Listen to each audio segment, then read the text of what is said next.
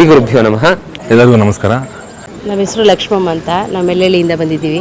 Doctor Shailaja Prashant ಅಂತ, ಮೈಸೂರಿಂದ.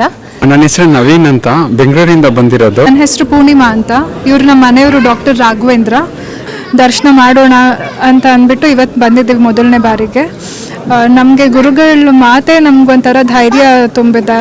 ಅವ್ರು ಆದಷ್ಟು ಬೇಗ ಹುಷಾರಾಗ್ತಾರೆ ಅಂತ ನಮಗೆ ಭರವಸೆ ಕೊಟ್ಟಿದ್ದಾರೆ. ಇಲ್ಲಿ ಬಂದಾಗ ಏನೇನೋ ಕೇಳಬೇಕಂತ ಮನಸ್ಸಲ್ಲಿ ಅಂದ್ಕೊಂಡ್ವಿ, ಬಟ್ ಅಲ್ಲಿ ಹೋದ ತಕ್ಷಣ ಏನೂ ಕೇಳೋಕ್ಕಾಗಿಲ್ಲ.